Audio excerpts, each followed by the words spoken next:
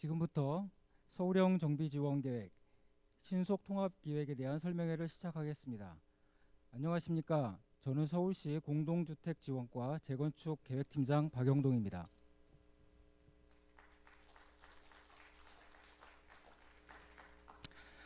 코로나19 상황에도 이렇게 서울형 정비지원계획, 신속통합기획에 대한 관심을 가지고 참석해 주신 여러분들께 감사의 말씀드리며 방역 관계로 다소 불편하시더라도 설명회 시간 동안 마스크를 꼭 착용해 주시면 감사하겠습니다. 안내 말씀 한 가지 더 드리겠습니다. 만약 유사시에는 비상구를 통해서 신속히 대피하여 주시기 바랍니다. 비상구는 전면부 총 5개가 있는데 전면부 좌우측, 중앙부 1개, 그리고 후면부 2개가 위치되어 있으니 그쪽으로 신속히 대피해 주시기 바라며 계단 단차가 있으니까 대피하실 때는 특별히 유의하여 주시기 바랍니다. 그럼 설명회를 시작하겠습니다. 오늘 설명회는 참석자 소개, 서울형 정비지원계획 신속통합기획 추진방안 및 질의응답 순으로 진행하겠습니다. 먼저 오늘 설명회에 참석해 주신 분들을 소개해 드리겠습니다. 박수로 환영해 주시면 감사하겠습니다. 김기완 미도아파트 재건축 추진준비위원장님 참석하셨습니다.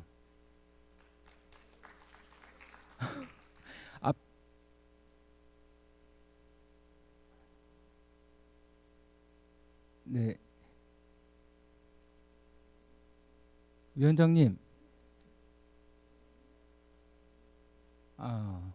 네, 그러면은 다음 분을 다시 들어오시면 다시 한번 예. 김기완 미도아파트 재건축 추진준비위원장님 참석하셨습니다. 네. 강남구 김영인 재건축 사업과장님 참석하셨습니다. 강남구 김동곤 재건축 기획팀장님 참석하셨습니다. 서울시 심소희 공공기획팀장님 참석하셨습니다. 마지막으로 서울시 김용배 재건축 정책팀장님 참석하셨습니다. 네, 다음은 김용배 서울시 재건축 정책팀장님으로부터 신속통합기획 설명의 목적 등에 대한 설명을 듣도록 하겠습니다.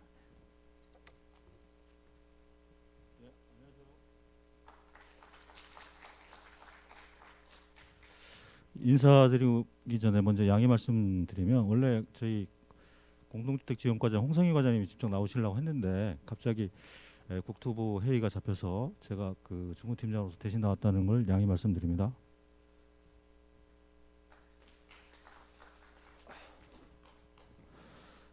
먼저 그 김기환 준비위원장님께서 여러모로 고생을 하셔서 저희 시에도 직접 저희 국장님도 면담하시고 하면서 오늘 이 자리가 마련되었음을 말씀드리고요.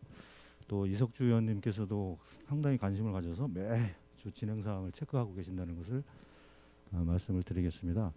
저희가 그 신속통합기획에 대해서 처음으로 이렇게 주민설명회를 갖는 거거든요. 그 처음 대상지가 대치미도가 된 거에 대해서 뜻이 깊다고 생각을 하고요. 신속통합기획은 종전에 이제 그 공공기획이라는 이름에서 명칭을 그 분명히 말 그대로 신속하고 민과 간이 통합적으로 계획을 유연하게 그다음 혁신적으로 한다는 그런 뜻이 내포하고 있기 때문에 여러분들 그 우리 심소희 팀장으로부터 그 신속통합기획에 대한 설명을 잘 들으시고 잘 판단하셔서 대치미도가 좀 더 신속하고 빠르게 사업이 진행될 수 있도록 옳은 판단을 해주시면 대단히 감사하겠습니다. 또 저희가 좀 안타까운 것은 이미 언론에 보도된 바와 같이 오금현대가 잘못 알려져서 신속통합계획이 공공기획으로서 공공재건축과 유사한 그런 걸로 인식하게 된 그런 결과가 초래돼서 상당히 저희가 우려하고 있고, 그런 것들이 불식되는 자리로 이 자리가 되었으면 좋겠습니다. 아마 그 내용에 대해서는 좀 이따 신속통합계획에 대한 설명을 심소희 팀장으로부터 잘 들으시고 우리 대치미도도 신속 통합을 통해서 재건축 사업이 빠르고 신속하게 진행될 수 있도록 하셨으면 좋겠습니다. 예, 이상 설명 마치고요.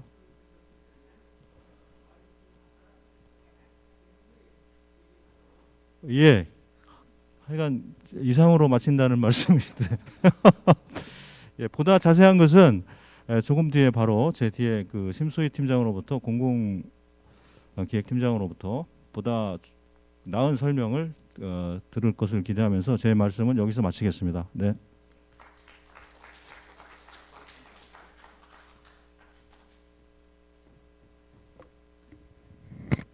네, 안녕하십니까. 도시계획과 공공기획팀장 심소희입니다. 예, 저 오늘 그 주민분들하고 같이 이런 자리를 마련하게 돼서 제가 너무 좀 죄송스럽고 기쁜데요. 진작에 설명하는 자리를 만들었어야 되는데 저희가 좀 늦었다는 거 좀 죄송한 말씀 드리겠습니다. 신속통합기획을 설명을 드릴 텐데 아마 제가 이제 굉장히 따가운 시선이 느껴져요. 도대체 무슨 말을 할 것인가. 우리 단지에 대해서 우리 개인 사유재산인데 공공에서 뭘 하겠다고 하는 걸까. 당연히 의심스러운 눈빛을 보내실 수밖에 없고 그래야 됩니다. 왜냐하면 저희가 하는 일들이라는 게 공공성만 추구하는 사업들이 아니라 당연히 시에서는 공공성을 추구를 하지만 주민분들의 사업성과 같이 상생할 수 있는 가치를 찾는 것이기 때문에 항상 의심의 눈초리로 봐주시고 저희랑 같이 많은 소통을 해주시기를 이제 당부 말씀을 드리고요. 저희 신속통합기획 설명드릴 건데 아마 이제 잠깐 그 공동주택지원과에도 말씀하셨지만 공공기획이라는 거랑 좀 많이 헷갈리셨을 거예요. 그동안에. 저희가 공공기획이라는 이름으로 사실은 원래 이 신속통합기획이라는 거의 전신이 이제 사전공공기획이라는 건데요. 2019년부터 저희가 도시건축혁신방안이라는 제도를 발표하고 그 제도의 내용 안에 사전공공기획이라는 게 있었습니다. 그 사전공공기획이라는 게 당초에 무엇이었냐 하면 정비계획을 수립하는 여러 가지 단계들 중에 정비계획 수립 이전에 사전공공기획이라는 단계를 신설한 것이었는데요. 왜냐하면 저희가 이제 보통 정비계획이 주민분들하고 자치구청에서 같이 정비계획을 짜갖고서 만드시는 과정에서 서울시라던가 위원회와 충분한 소통이 없다 보니까 진행하는 과정에서 이제 나름 열심히 만들어서 거의 완성됐다라고 생각을 해서 위원회에 딱 올리면 이거 아니라는 거예요. 공공성 측면에서 여기는 뭐 도로가 있어야 되고 여기는 뭐 몇 층까지밖에 안 되고 이거 아예 안 되는 거면 초반에 얘기해 주지. 다 만들어 놨더니 이제 와서 안 된다고 하면 얼마나 힘들어요. 그러니까 다시 보류돼서 처음부터 다시 만들어서 또 한 1년 동안 열심히 해서 가요. 그러면 또 위원들 뭐 바뀌어 있고 그러면 또 다른 얘기하고 이런 불합리한 의사결정 구조를 좀 개선을 해보겠다는 게 당초 취지였습니다. 그래서 정비계획 수립 이전에 사전공공기획이라는 단계를 신설해서 이 저희가 정비계획의 디테일한 내용까지 짜는 것은 아니고요. 서울시 측면에서 주민분들한테 반드시 지켜야 되는 공공성에 대한 요소들 이런 것들은 지켜주셨으면 좋겠습니다라는 거를 제안을 드리고 그거를 받아들여 주시는 정비계획에 대해서는 빠른 사업 추진을 할 수 있게 지원을 했었던 그런 제도입니다.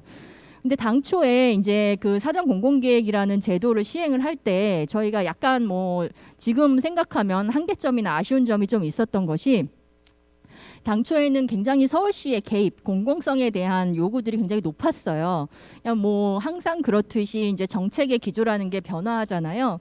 지금은 부동산 시장이 굉장히 그 엄중한 때이고 또 재건축이나 재개발의 활성화가 필요한 때니까 어느 정도 규제 완화라던가 이런 것들을 통해서 활성화가 필요하지만 당시에는 뭐 그런 상황들은 이렇게까지 심각한 상황은 아니었기 때문에 공공성이라는 게 조금 더 강조된 정책 기조를 저희 서울시에서 폈었습니다. 그래서 앞으로는 저희가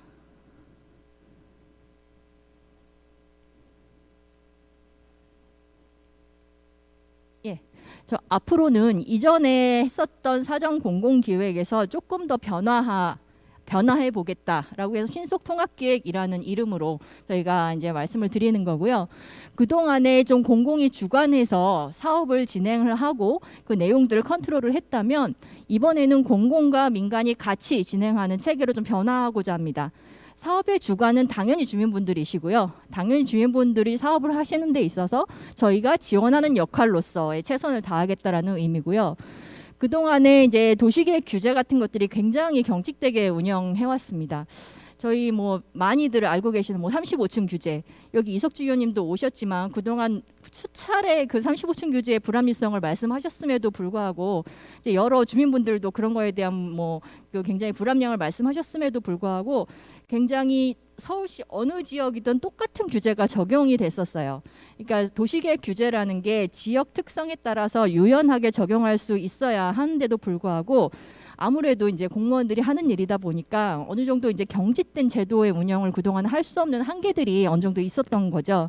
하지만 지금 이제 재건축의 활성화와 주택 공급에 대한 목표가 생긴 상황에서 지역의 특성에 따라서 이 도시계획 규제도 조금 더 유연하게 선택적으로 적용해야 되지 않겠냐라는 이제 판단이 들어서 그런 거에 대한 이제 그동안에 변화되는 내용을 말씀을 드리고, 또 복잡한 절차들이 있었습니다.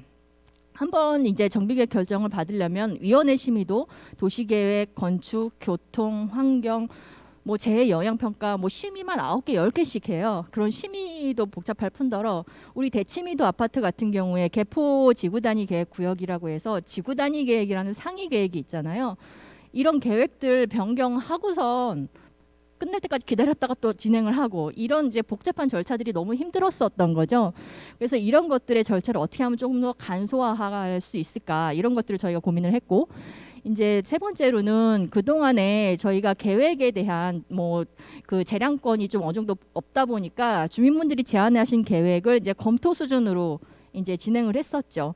하지만 이제 지역 특성에 따라서 계획 규제를 적용할 수 있다면 주민분들이 제안하신 계획을 저희가 적극적으로 조정하고 책임 관리할 수 있게끔 그렇게 관리해 나가겠다라는 게 기존의 공공기획과 우리가 다시 이제 새로 추진하는 신속통합계획의 차이점이라고 봐주시면 될 것 같습니다.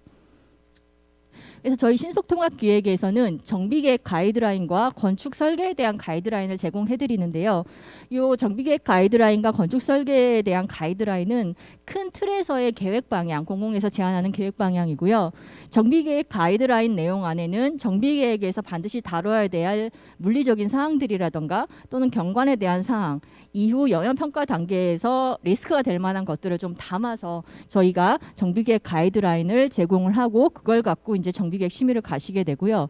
건축 설계 가이드라인은 설계자가 있는 단지의 경우 설계 대안을 직접 조정하기도 하고, 여기처럼 이제 설계자가 없는 단지 같은 경우는 나중에 설계를 하실 때 지켜야 되는 설계 공모에 대한 그 지침들, 이런 것들을 저희가 마련해 드리면 그걸 갖고 바로 설계자 선정 작업을 원활하게 하실 수 있게끔 그렇게 진행하는 가이드라인을 제공을 하고 있습니다.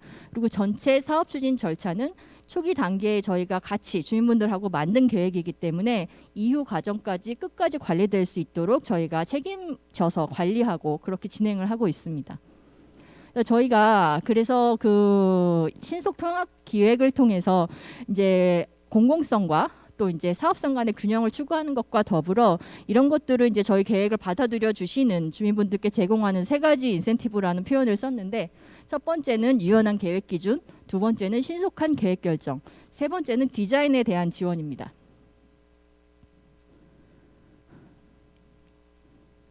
예. 유연한 계획 기준의 사례를 좀 몇 가지 모았어요. 여기 우리 대치미도 주민분들께 해당하는 사례도 있을 거고 아닌 사례들도 있을 건데, 이제 먼저 언론에서 많이 보셨다시피 이종 7층 규제 폐지한다라고 얘기하는 그것들. 그래서 이제 서울 시내에 불합리하게 적용되고 있는 이종 7층 지역 같은 경우는 정비 사업을 추진할 경우에 이종 일반 주거 지역으로 조정할 수 있게끔 계획 규제를 가는 거고요. 이제 두 번째, 일률적인 35층 규제. 우리가 이제 주거 지역은 35층 일률적으로 제한을 하고 있고, 또 한강변의 첫 주동은 15층으로 제한을 하고 있고, 이렇게 이제 지역의 특성과 상관없이 일률적으로 했던 층수 규제도 지역의 특성에 따라서 조금 유연한 스카이라인을 만들 수 있게끔 저희가 운영을 하려고 합니다. 세 번째는 역세권 아파트에 대한 고밀 개발 유도인데요. 뭐 이것들은 이제 저희가 반드시 이렇게 하겠다는 건 아니고 주민분들의 당연히 선택 사항입니다. 그래서 우리 대치미도 아파트 같은 경우에 이제 대치역에 인접되어 있잖아요. 만약에 필요하고 또 주민분들이 원하신다고 한다면 대치역에 가까운 일부 부분을 뭐 용도지역 변경을 통해서 복합 개발을 허용한다거나 하는 조금 적극적인 계획들 같이 이제 포함이 될 거고요. 또 이제 개발 소외 지역 서울시내 이제 전용 주거 지역이라던가 경관지구 같은 그런 지역들이 많이 있는데 그런 지역에도 저희 신속통합기획 적용해서 개발 대안을 좀 만들어 드리는 것들. 그리고 이제 다섯 번째 사례로 이제 공공시설에 대한 입체적인 활용에 대한 부분인데요. 이제 아파트 단지가 있으면 중간에 이제 도로들이 지나가잖아요. 근데 보통 도시계획위원회에서 그래요. 여기 아파트 단지가 굉장히 크니까 중간에 도로를 하나 놔주세요. 그러면 그 도로 밑에는 주차장도 통행이 안 되고 하니까 주민분들이 못 쓰시는 거예요. 원래 내 땅이었는데. 그러니까 이런 부분은 굉장히 불합리하죠. 근데 공공적인 입장에서는 그 도로가 필요해요. 그럴 경우에 상부는 도로 공간으로 쓰지만 하부는 주민분들이 쓸 수 있게끔 이런 입체 결정을 그동안엔 도시계획위원회에서 잘 허용해주지 않았거든요. 그런 부분들을 신속통합기획을 적용할 경우에 좀 유연하게 적용할 수도 있고 또 이제 공공시설 부지의 상부에 뭐 일부 이제 연결 통로 같은 것들이 들어간다거나 하는 이렇게 계획의 유연성을 좀 더 가져가는 그런 내용들이 있고요. 또 이제 기부 체납에 대한 부분인데 저희가 이제 공공시설을 내놓게 되면 공공시설을 내놓는 만큼 용적률을 추가로 더 주고 이런 제도들을 운영을 하고 있는데요. 기부 체납을 하다 보면은 그런 것들이 있어요. 이제 뭐 1000세대가 넘으면은 공원을 의무적으로 확보해야 된다. 뭐 세대당 몇 제곱미터 이상 공원을 확보해야 된다. 뭐 이런 의무 규정들이 있죠. 그런 것들을 굉장히 경직적으로 운영을 하다 보면 우리 대침도도 마찬가지고 옆에 공원도 많고 양재천도 있는데 공원 많은데 공원을 또 확보해야 되는 거예요. 공원보다 우리 단지 입장에서는 애들 도서관을 좀 놨으면 좋겠고 또 노인분들 같이 이제 쉬실 수 있는 공간도 좀 했으면 좋겠고 그런데 이제 그게 유연하게 안 되는 거죠. 이제 그런 경우에 있어서 일률적인 도로나 공원 같은 기부 체납을 하지 않고 그런 부분들을 지역 특성에 따라서 조금 더 유연하게 할 수 있게끔 계획적인 요소들을 저희가 좀 가미를 해서 적용을 하려고 합니다. 또 이제 공공시설에 대한 부분도 이제 위원회 올라가서 공공시설 우리가 뭐 예를 들어 주차장 확보하려고 열심히 계획하셨는데 위원회 갔더니 주차장 아니란다 그러면 다시 하고 이런 것들이 이제 없어요. 왜냐하면 초기 단계에 저희가 사전에 위원분들 자문도 거둘 거지만 기부찬합 통합관리 시스템이라는 거를 서울시에서 새로 오픈을 했거든요. 그런 것들을 통해서 이 지역에 필요한 공공시설의 수요를 사전적으로 예측할 수 있기 때문에 그런 것들도 저희 기획을 하면서 시행착오가 없게끔 진행이 되게 됩니다. 그다음에 두 번째 인센티브로가 하는 신속한 계획 결정 이 부분들이 아마 관심이 제일 많으실 거예요. 그래서 그 신속한 계획 결정에서의 첫 번째가 정비 계획과 지구 단위 계획의 통합 계획이라는 제가 표현을 썼는데 저희가 그 공공기획 예전에 구 공공기획으로 했었던 시범사업 단지 상계주공 5단지라고 있었어요. 그 단지 같은 경우에 지구 단위 계획 구역 안에 있는 단지인데 원래는 지구 단위 계획 이 오래전에 수립이 됐기 때문에 지구 단위 계획 먼저 재정비를 하고 그러면 또 한 2, 3년 지나가죠. 그리고 나서 정비 계획 착수를 해야 되는 그런 단지였는데 저희가 정비 계획을 먼저 하면서 나중에 지구 단위 계획을 재정비할 때 지켜야 되는 지침들을 정비 계획에 담아서 사전에 위원회 위원분들하고 공감대를 거쳐서 정비 계획이 지구 단위 계획보다 먼저 갈 수 있게끔 정비 계획 내용 안에 지구 단위 계획 내용을 포함해서 그렇게 계획을 수립한 사례도 있거든요. 우리 대치미도 아파트 같은 경우도 개포 지구 단위 계획 구역 안에 있어요. 아마 위원회에 올라가면 마스터 플랜의 개념인 개포 지구 단위 계획하고의 정합성 얘기가 당연히 나올 거고 그 개포 지구 단위 계획의 내용이 정해지면 해라 이런 얘기들이 나올 수도 있어요. 어떻게 될지 모르지만. 근데 그런 리스크를 가져갈 필요가 없이 저희 신속통합 기획을 하게 되면 저희 정비 계획을 하면서 나중에 지구 단위 계획이 재정비할 때 지켜야 되는 지침들을 같이 이제 만들어 가기 때문에 저희 공공에서 개입하기 때문에 가능한 일이죠.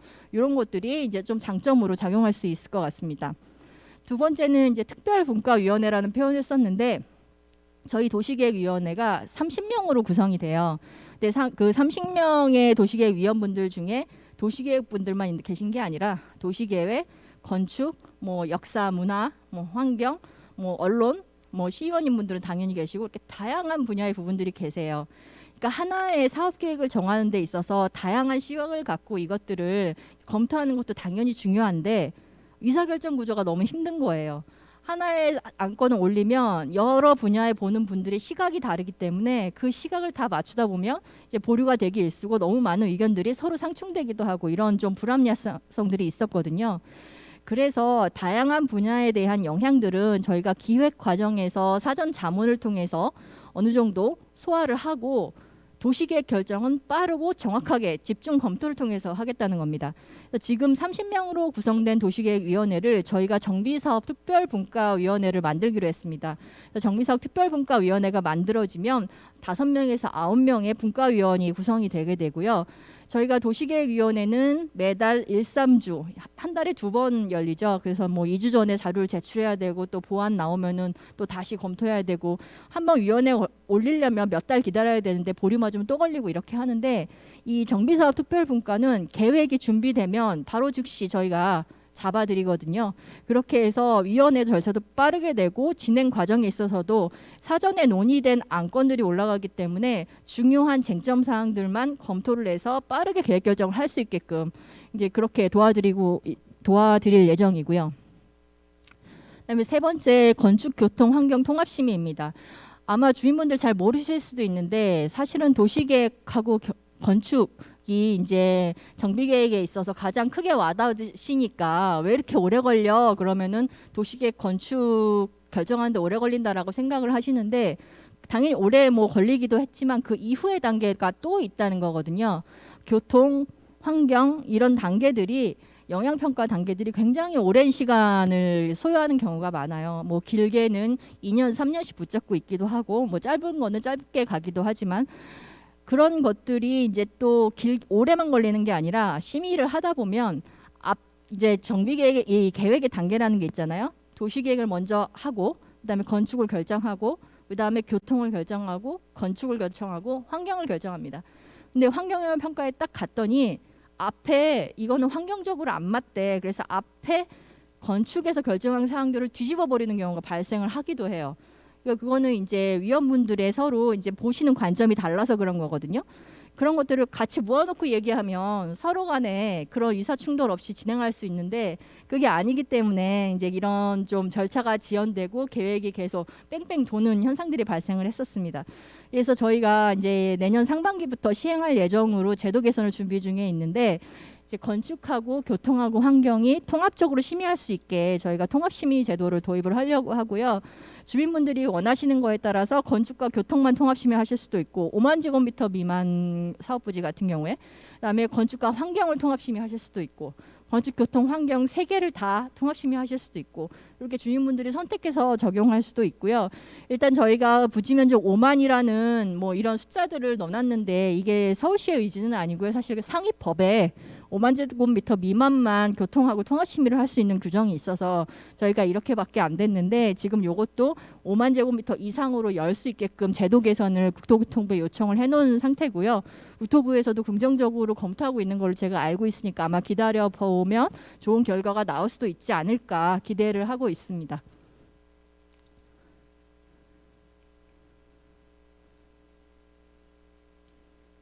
네, 그래서 앞부분에 이제 뭐 산업타당성 기초생활권계획 이런 것도 이제 재개발에 해당되는 내용이긴 하지만 저희 정비계획 수립부터 도시계획위원회까지 이 진행되는 이 과정도 이제 앞에 특별분과위원회를 도입을 하면서 2분의 1로 단축이 되게 되고요.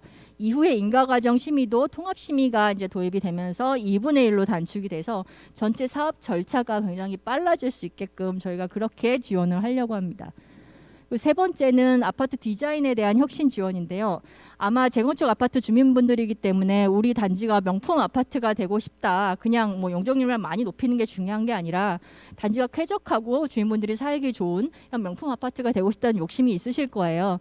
근데 뭐 사업을 하다 보면 주민분들이 아무래도 그 스스로 이런 것들을 판단하기에 전문성이 다소 부족할 수도 있고 하기 때문에 저희가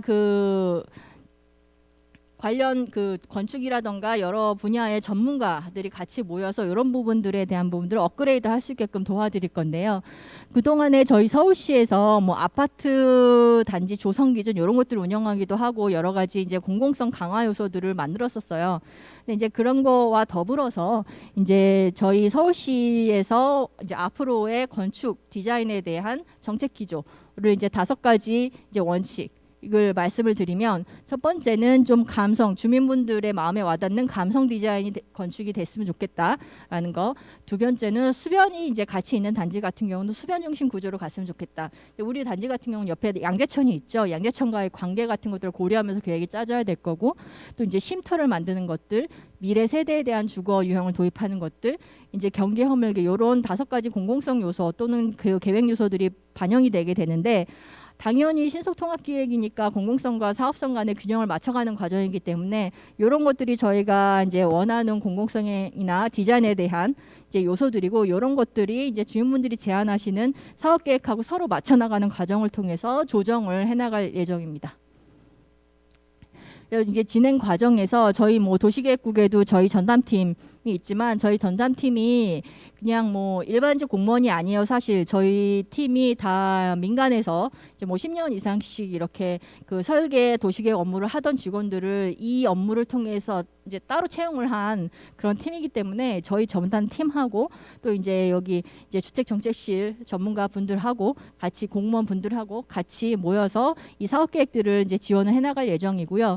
설계에 대한 전문성이 부족한 부분에 대해서는 서울시에서 공공건축가라는 제도를 운영하고 있잖아요. 이 공공건축가 중에서 공동주택 설계 전문가 분들을 좀 풀을 좀 많이 확대를 해서 그분들이 계획안을 진행하는 과정에서 이제 자문을 통해서 이제 같이 도움을 주실 수 있게끔 그렇게 운영할 예정입니다. 적용 대상은 지금 아마 조금 우려하시는 분들이 계실 텐데, 서울시에서 이거 강제로 신속통합기획하라고 시키는 거 아니야? 이렇게 우려하실 수도 있는데 저희 강제로 시키지 않습니다. 뭐 당연히 권장은 드리지만요. 당연히 주민분들이 원하시는 경우, 추진 주체에 요청이 있는 경우에 검토를 하는 거고요. 뭐 의무적으로 적용되는 대상지는 예를 들어 뭐 상위 계획에 뭐 재개발이라던가 이런 부분들을 의무 적용하게끔 저희가 제도 발표를 했잖아요. 그런 것들만 의무 적용을 하게 되는 거고, 재건축 단지는 주민분들이 원하실 때 진행하는 거를 원칙으로 하고 있습니다. 네. 공공재건축하고 뭐가 다르냐, 이 질문 제가 너무 많이 받았습니다. 왜냐하면 이전에 저희가 이름이 공공기획이었을 시절에 공공재건축하고 뭐가 다르냐는 질문 많이 받았는데, 신속통합기획은 사업 주체가 민간입니다. 당연히 주민분들입니다. 자민분들이고, 공공재건축은 아시다시피 SH나 LH가 직접 시행을 하는 겁니다. 모든 의사결정 구조가 주민분들에 있다는 거고요. 그 신속통합기획은 의사결정 구조가 주민분들한테 있는 와중에 저희 공공에서 지원하는 사업입니다. 의사결정 구조가 주민분들한테 있다는 얘기는 정비계획 수립, 건축계획 수립, 시공자 선정, 설계자 선정 다 주민분들이 하시는 거고요. 그 과정에서 전문성이라던가 공공성을 조율해야 되는 부분을 지원하고 절차를 지원하는 게 저희 신속통합기획이다. 공공재건축이랑은 다르다라는 거를 알아주셨으면 좋겠습니다. 저희가 이제 진행 단계에서 계획과 설계 단계에서 계획에 대한 지원이 필요하신 단지에는 계획 지원을 하고, 또 소통위원회와의 소통이 필요한 부분에 대해서 소통을 이제 지원을 하고, 전체 절차를 관리해드리고, 이런 것들이 신속통합기획의 내용이라고 보시면 될 것 같습니다. 네, 이상 말씀드렸습니다.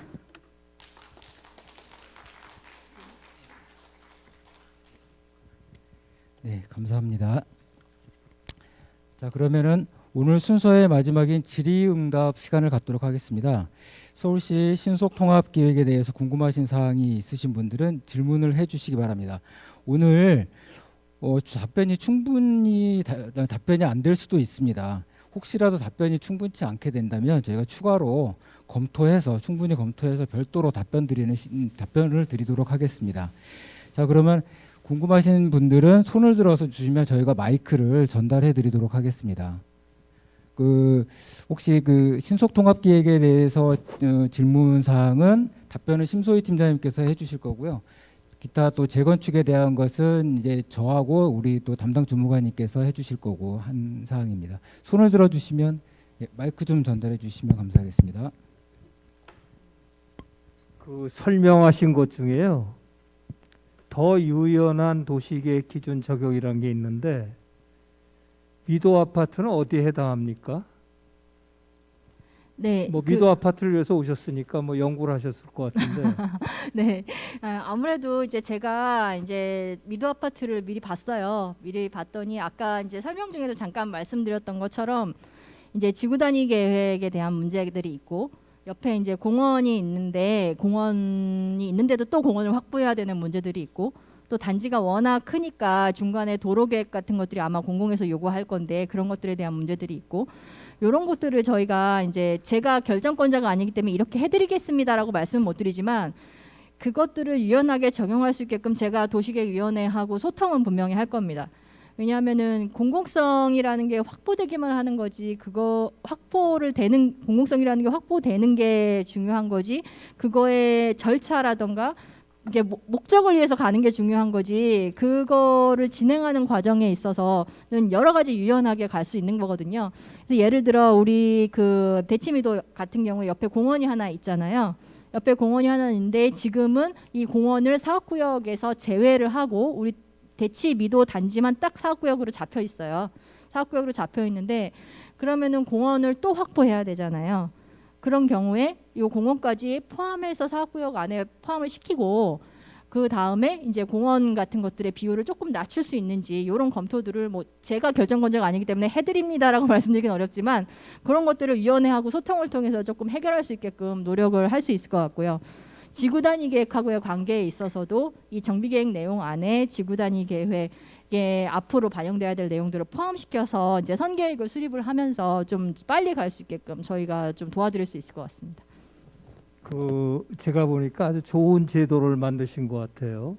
감사드리는데 사실은 저게 주민들 동의가 일어나서 하기로 해야 뭐 신속하게 하든지 천천히 하든지 이제 할 거 아니겠습니까? 네. 근데 관심은 그러니까 저렇게 신속 제도를 할 수 있도록 주민들이 동의하게 만드는 인센티브를 어떻게 줄 거냐 이런 연구도 좀 하셔야 될 것 같아요. 그리고 오늘 여기 보니까 임대주택 얘기 같은 건 좀 아까 잠깐 언급하셨지만 자세하지 않은데 제가 보기엔 지금 말씀하신 것들 중에 어떤 부분은 예를 들어서 법규 상위 법이나 법규들이 바뀌어야 가능한 것도 있지 않을까 그런 생각이 들거든요. 그러니까 그 시간들이 지금 당장 뭐 말씀하셨지만 바로 되기보다는 상당한 시간이 소요되는 거 아닐까 그런 생각인데 상위 법규 바꾸고 그런 작업들도 하시는 건가요?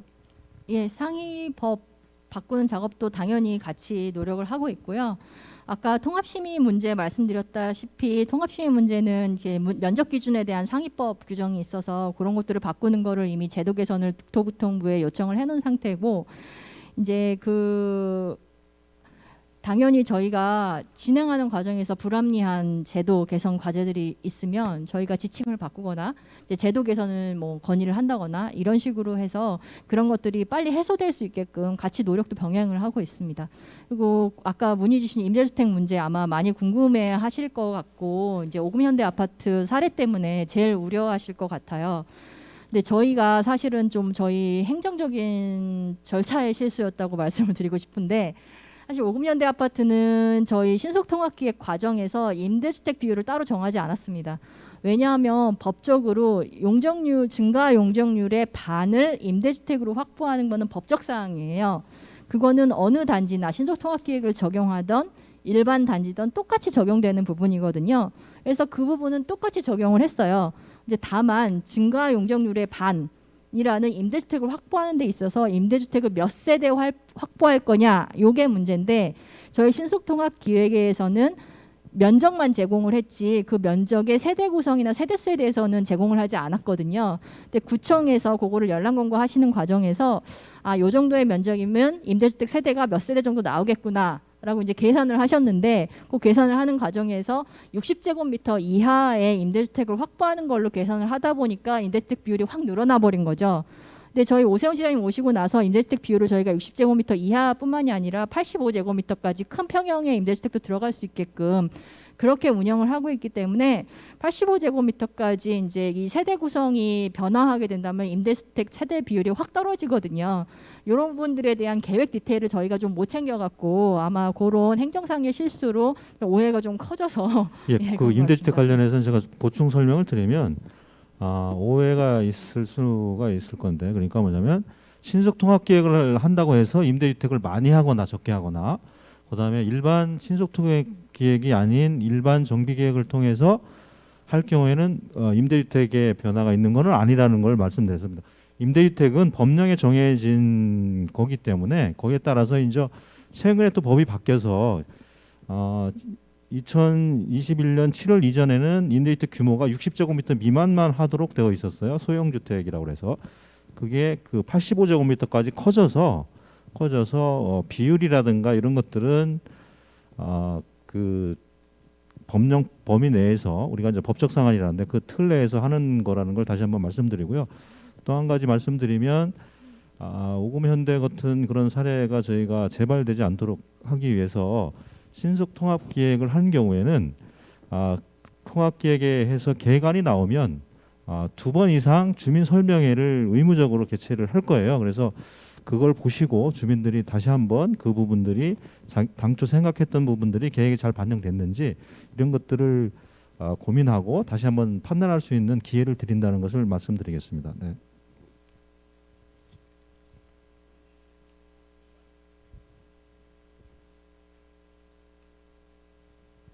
예, 저 사업의 지속성에 대해서 한 가지 여쭙겠습니다. 예, 이 사업이 내년 3월 대선하고 내년 6월 지방선거 결과에 따라서 계속적으로 이루어질 수 있는 브랜드 사업입니까? 지금 굉장히 저희가 답변 드리기 이제 조금 어려운 질문이기는 한데 저희도 예측이 명확하게 되지는 않지만 근데 저희가 이 신속 통합 기획의 이전 이제 공공기획이라는 거가 사실 지금 시장이 아니고 이전 시장임 때 시작이 된 거잖아요. 그래서 이렇게 신속 통합 기획이라는 제도 자체는 아마 살아있을 거라고 예상이 되고요. 이 도시계획 기준을 얼마나 유연하게 적용하고 공공성을 강화해서 갈 거냐 이런 것들은 아무래도 이제 시장님이 혹시라도 바뀌거나 이런 상황에 어느 정도는 영향을 받을 수밖에 없지 않을까 생각은 합니다만 그 전에 추진되고 있는 사업들에 대해서 강제적으로 다시 공공성을 뭐 강화하는 이런 기준들을 덮어 씌우는 거는 사실 도시계획위원회 의사결정 구조라는 게 있기 때문에 쉽지 않을 거고요. 예, 저희가 이제 계획 수립하는 과정에서 당연히 도시계획위원회 위원님들, 건축위원회 위원님들이 자문단으로 참여를 해서 논의를 해주시는 거기 때문에 그것들이 행정이 이렇게 하고 싶다고 해서 마음대로 뭐 한번 결정되거나 논의된 사항들을 바꿀 수 있는 게 아니기 때문에 어느 정도의 지속성은 저희가 가져갈 수 있을 거라고 생각을 하고 있습니다.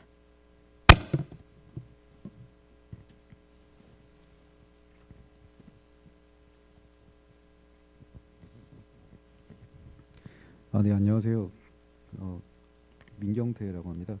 그 두 가지 좀 단계에서 질문이 있는데 첫 번째로 사업 기간을 절반을 단축하기 위해서 뭐 여러 가지 이제 정비 계획과 지구 단위 계획을 동시 수립한다 이런 말씀을 이제 주셨는데 그 이런 제도가 지금 도입됨으로써 그 미도 아파트의 현재 진행 단계에 비추어 봤을 때 그 실제로 기간이 단축될 수 있는 메리트가 있는 건지 미도 아파트 현재 단계와 그다음에 그 현재 단계에서 이 제도가 들어옴으로써 어떠한 효과가 생기는지에 대해서 설명 좀 부탁드립니다. 예, 제가 설명을 드리면 현재 미도 아파트 같은 경우에는 지금 정비구역이 지정되어 있지 않는 거거든요. 그러니까 이제 신속통합 계획을 통해서 정비계획안을 가이드라인을 만들어놓은 정비계획을 만들면 그걸 가지고 정비계획 확정되면서 정비구역이 결정되는 구조입니다. 근데 이제 통상의 아까 말씀드린 기간이 단축되는 걸 보면 뭐 음마 사례나 뭐 주변에 아마 대형 단지들의 그 사업 추진 단계를 보면 보통 그 사업 초기죠. 그러니까 안전진단 후에 그다음에 그 안전진단 다음이 정비구역을 지정해야 되잖아요. 정비구역 지정하고 추진이 가고 조합 이렇게 설립 이런 단계를 가는데 보통 그 3년에서 한 4년 정도 걸려요. 사업할 때. 그 구조가 이제 우리 그 내부적인 의사결정 과정도 문제이지만 사실은 주민 의사를 합치하는 과정도 상당히 시간이 걸리는 거거든요. 근데 기존에는 아까 저희가 신속 통합 기획을 하면 어떤 프로세스로 기간이 단축되냐 말씀을 드리면, 종전에는 도계위가 1년에 한 달에 2번 열립니다. 2번 열리는데, 일단 기본적으로 본회의를 상정이 돼서, 예를 들자면 보통 한 2년 정도 걸려서 계획안을 만들면, 저희 시에 보통 3년째 이제 올라옵니다. 시가 정비 계획을 결정해달라고. 그러면 저희가 한 2달 정도 검토해서 도시계획위원회 상정을 하거든요. 상정을 하게 되면 도시계획위원회에서 설명을 듣고, 대부분이 뭐냐면 첫 번째는 보류를 시킵니다. 왜 그러냐면 그 내용에 대한 충분한 검토가 안 됐다고 그래서 일단 소위로 보내요. 소위원회에서 충분한 내용 검토 후에 다시 본의 상정하라고. 그럼 소위에서 보통 한 3번 정도 합니다. 그럼 그 기간만 보통 한 1년이 넘어버려요. 이게 이제 공식적인 절차, 의사결정 절차가 그렇게 되다 보니까 보통 한 2년 이상 걸리는 과정을 거치죠. 그런데 이제 신속 통합 계획을 하면, 아까 우리 심소희 팀장이 잠깐 부연했듯이 거기에 전문위원회를 둘 거고, 그 전문위원회가 바깥으로 나오셔서 자문을, 그런 공식적인 그 회의에서 논의되는 게 아니고 자문이라는 걸 통해서 그 안에 대해서 보통 5에서 6번 정도를 검토를 해서, 그게 어느 정도 계획안이 주민분들, 그다음에 자문에 참여했던 분들 어느 정도 컨센서스가 형성이 되면 그걸 도계위의 수권분과위원회 상정을 하겠다는 거거든요. 그렇게 되면 그 기간이 저희가 생각할 때는 뭐 6개월에서 많이 길어야지만 8개월 이 정도 소요된다고 저희는 보고 있습니다. 예. 미드 아파트 같은 경우는 지금 위원회 심사 같은 것들이 여러 번에 이제 걸쳐서 많이 충분히 진행이 됐던 걸로 알고 있는데요. 지금 단계에서 이 신속 통합 기획을 적용한다고 해서 기간이 확 단축될 수 있는 건가요? 이미 지금 상당히 진행된 걸로 알고 있는데요. 미드 아파트 같은 경우는 아직 우리 위원회 상정한 사항이 없고요. 그러니까 계획 초기로 이제 구청에서 정비 계획안에 대한 협의라든가 이런 초기 단계에 있는 사업지입니다. 예, 그렇게 이해하시면 될 것 같습니다. 예, 감사합니다. 두 번째 질문 좀 드리겠습니다. 혁신적 디자인 부분에서 이제 말씀을 주셨는데, 한 페이지 정도로 이제 말씀을 주셨는데요.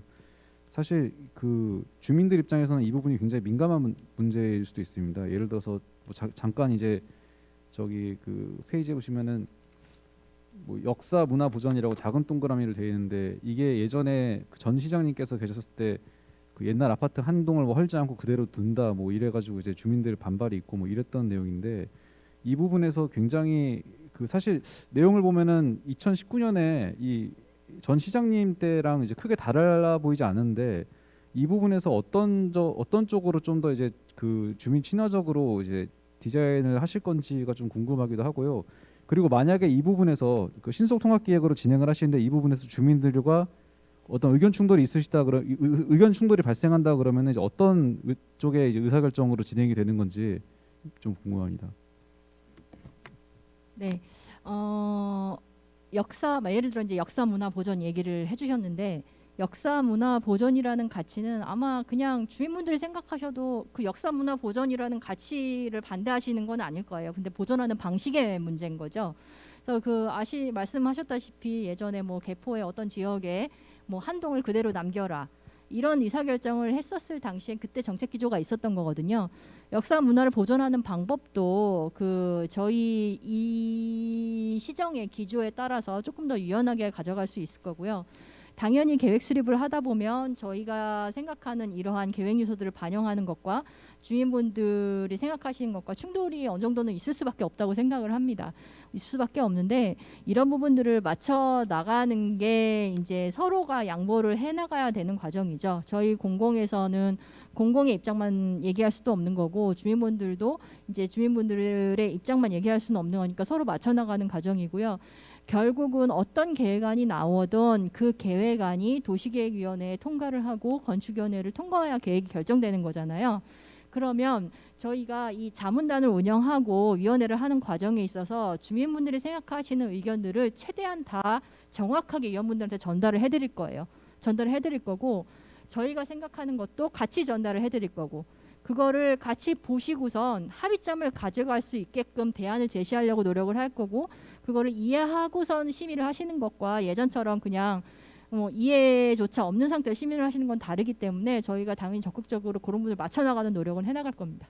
추가로 말씀을 드리면 그 역사 문화 보존이라는 거 하고 그러니까 그 전에 있을 때 이제 개포 1단지, 개포 주공 강고 그다음에 그 반포 엘사지구 그다음에 그 잠시로 같은 경우에 그 노후 아파트 흔적 남기라고 해서 한 동씩 남기고 뭐 해서 이걸 보존하라고 했었거든요. 그게 상당히 좀 자의성이 있는 거예요. 그러니까 역사 문화 보존이라는 것은 사실은 우리가 미래유산이라고 하고 역사 문화유산은 그 문화재로 이미 등록이 된 것들이 있어요. 이런 것들이 그러니까 여기는 뭐 재건축 지역에도 있을 수 있고 그다음 재개발 지역 예를 들면 반포 같은 경우에는 천연기념물 같은 경우가 있는 경우가 있거든요. 그런 경우는 당연히 보존해야 되는 거고요.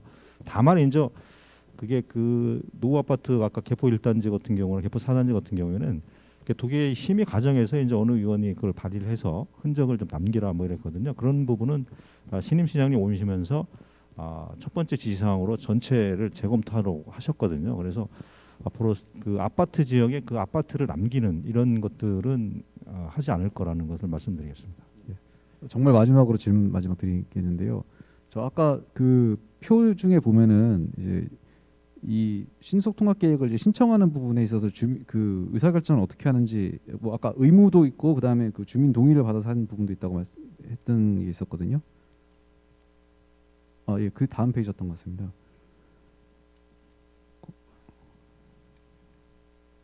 그 전 페이지입니다. 예.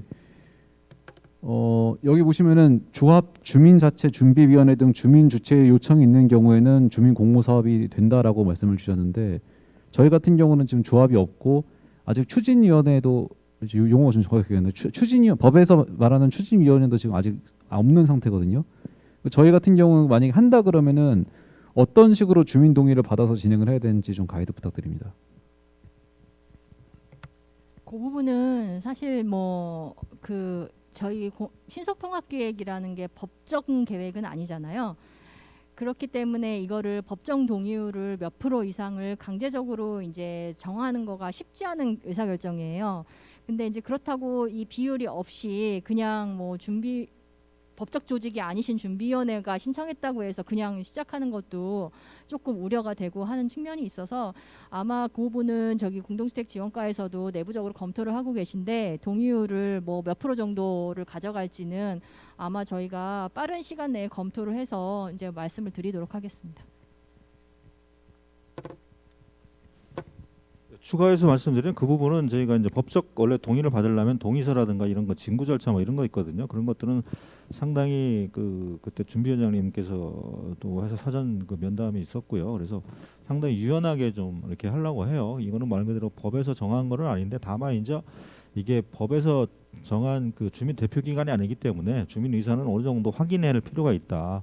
그리고 그 정도 수준의 의사 정도만 되면 준비위원회 이름으로 제출을 하면 되지 않을까 이렇게 생각을 하고 있습니다. 예.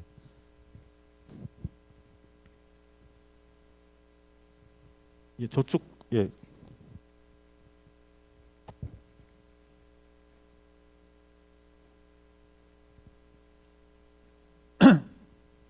설명해 주신 신속 통합 기획 제도가 제가 볼 때는 기존 재건축 제도보다는 훨씬 좋은 것 같아요. 근데 이게 굳이 기존 제도보다 훨씬 좋은 거를 별도로 신청을 해야 된다는 게 조금 의아하고요. 그래서 거기에 대한 의견 하나 하고 두 번째 이제 아까 말씀하실 때 저희 그 미도 같은 경우에는 정비구역 지정을 안 됐잖아요. 그게 이제 개포 택지지구 단위 계획하고도 충돌이 있을 것 같은데 설명하실 때 그 지구 단위 계획하고 충돌하는 걸 지원도 해주신다고 하셨거든요. 그러면 저희 미도가 현재 정비구역 지정이 되는데 어떤 도움을 주실 수 있는지 그런 것들이 좀 궁금해서 예. 네, 좋은 제도라고 저희는 이제 계속 말씀을 드리고 있고 그렇게 자신을 하고 있습니다만 전체 이제 재건축 단지 주민분들 모두가 이제 그렇게 생각하시는 게 아니잖아요. 오늘 설명을 이제 들어주신 여기 오신 주민분들은 많은 부분 저희한테 공감을 해주신 부분들이 어느 정도 있을 거라 생각을 하지만 대부분 주민들이 저희 말에 이제 100% 공감을 하시는 거는 아니기 때문에 저희가 저희 나름대로 좋은 제도라고 생각을 한다 해서 의무적으로 적용을 하기는 아무래도 조금 무리가 있을 것 같아서 저희가 어쨌든 주민 동의에 대한 것들을 검토를 하고 있는 와중이고요. 지구 단위 계획에 대한 거 아까 말씀드렸다시피 이제 개포 지구 단위 계획하고 대치미도 단지하고는 기존에 작성된 예전에 지구 단위 계획이 보니까 10년 전에 작성이 됐었던 지구 단위 계획이더라고요. 당연히 충돌이 있을 수밖에 없고요.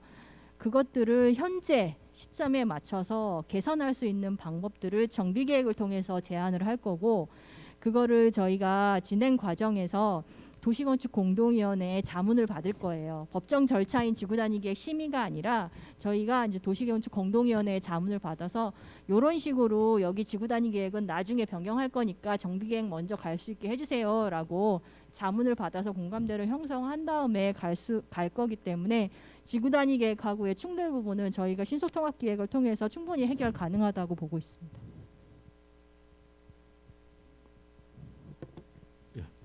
이제 어느 정도 질문된 것 같아요. 예, 마지막으로 한 번만. 예.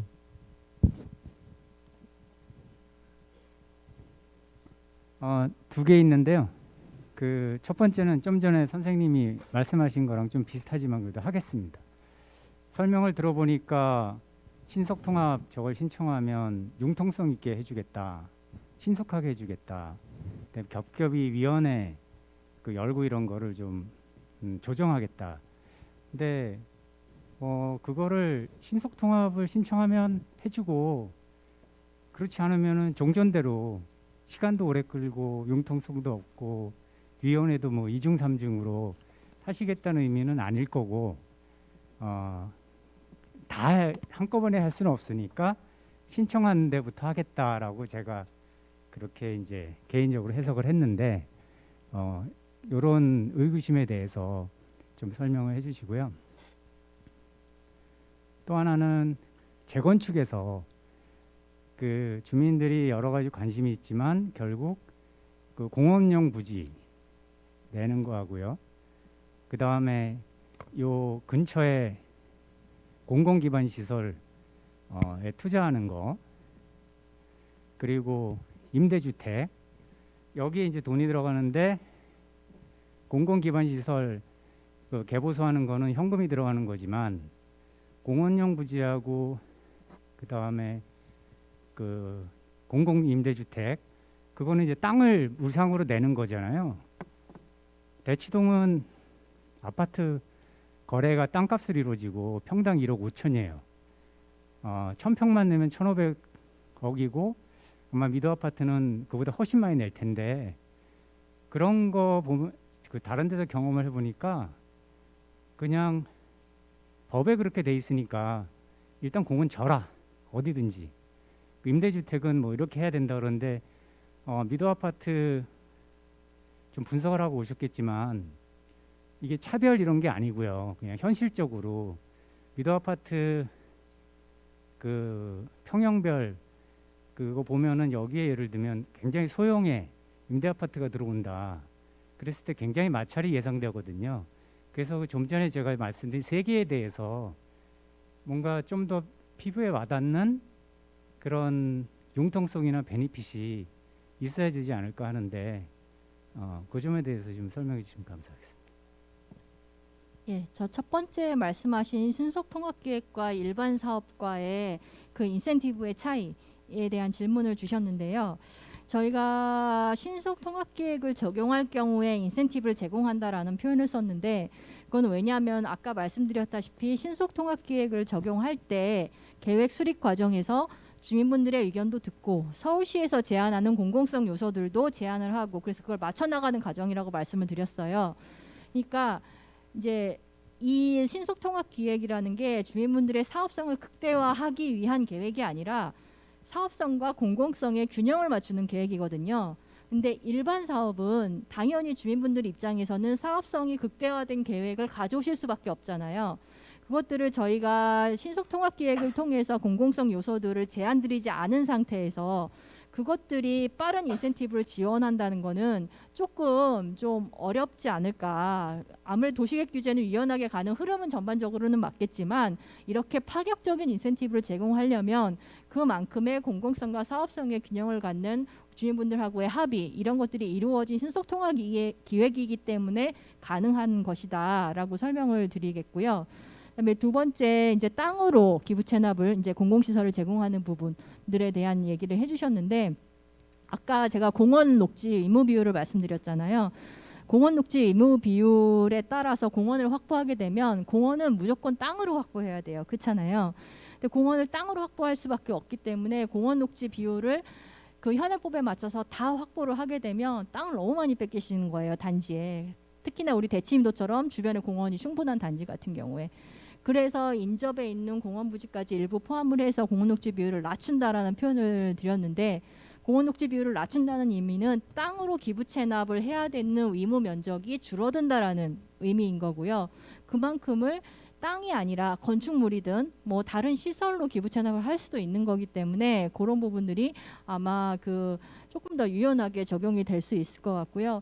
임대주택에 대한 부분은 법적 사항에 따라서 확보되는 부분이기 때문에 이 부분은 뭐 신속통합 기획을 한다고 해서 뭐 지분 부분을 뭐 안 한다 이렇게 말씀드리기는 좀 어렵고 법적 사항에 따라서 진행을 다른 사업하고 똑같이. 예, 추가로 말씀드리면 아까 그 소형 임대에 대한 우려가 있었는데 저희가 그 임대주택도 85제곱미터 전용 85까지 그러니까 33평이죠. 그렇기 때문에 그거는 그 지역 여건에 따라서 저희는 신임 시장님이 오시면서 이제 옛날 행복주택에서 장기 전세로 재건축 아파트는 그렇게 유도를 하려고 하거든요. 그래서 이제 그 소형층 옛날에는 그 저희가 재건축하면서 뭐 40제곱미터 그다음에 38, 뭐 49 이런 형태도 받았는데 지금은 거의 저희가 85제곱미터 이상만 받으려고 하고 있어요. 그래서 그런 우려는 없다는 것을 말씀을 드리겠습니다. 예. 마지막으로 한 분, 예.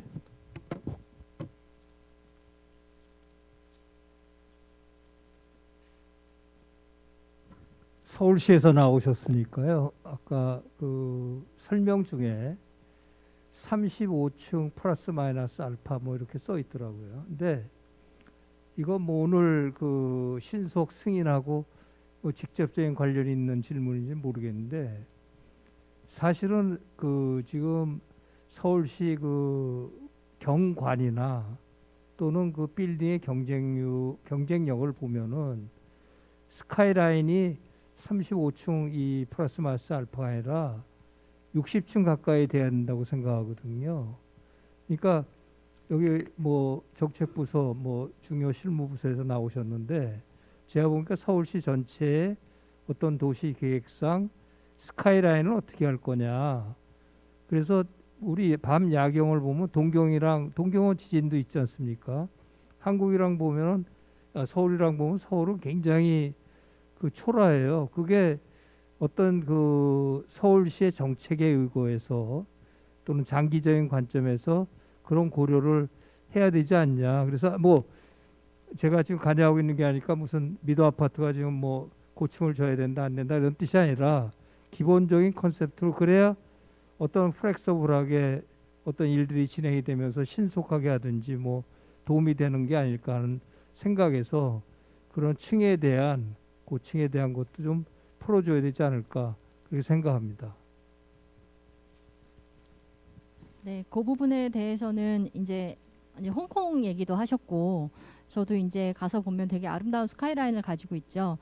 근데 그게 서울시 전체가 다 홍콩 같다면에 대한 의문이 있는 거예요. 그래서 서울시에서도 홍콩같이 지어야 되는 지역이 있고 또 여기 우리 역사도심에 이제 정원 한옥이라던가 이런 것들 이렇게 지어야 되는 지역이 있고 당연히 서울시 전체가 다양한 지역적인 특성과 역사, 문화, 자연환경이 다른 거기 때문에 지킬 곳은 지키고 풀어줄 곳은 확 풀어주고 이런 거에 선택적인 적용을 할 수 있는 계획 수단이 신속통합 기획이 될 수 있을 거라고 보고 있습니다. 추가로 말씀드린 그 부분에 대해서 고민을 하고 있고요. 그런 다른 부서에서 지금 현재 도시기본계획에서 전체 스카이라인을 어떻게 높이 기준을 정할지 이런 것들을 고민하고 있다. 이렇게 말씀을 드리겠습니다. 예. 네. 너무 열띤 그 질문과 답변 감사드립니다. 혹시라도 또 궁금하신 사항이 있으시면 저희 서울시에 전화를 해주시면 서울시 공공기획팀이나 공동주택지원과로 문의를 해주시면 저희가 답변을 드리도록 하겠습니다. 이상으로 서울형 정비지원계획 신속통합기획에 대한 설명회를 마치도록 하겠습니다. 오랜 시간 자리를 지켜주신 여러분들께 다시 한번 감사드리고요. 코로나19로 엄중한 시기임을 감안하셔서 나가실 때 일정 거리 이상 유지하여 주시면 감사하겠습니다. 협조해 주셔서 너무 감사드립니다. 감사합니다.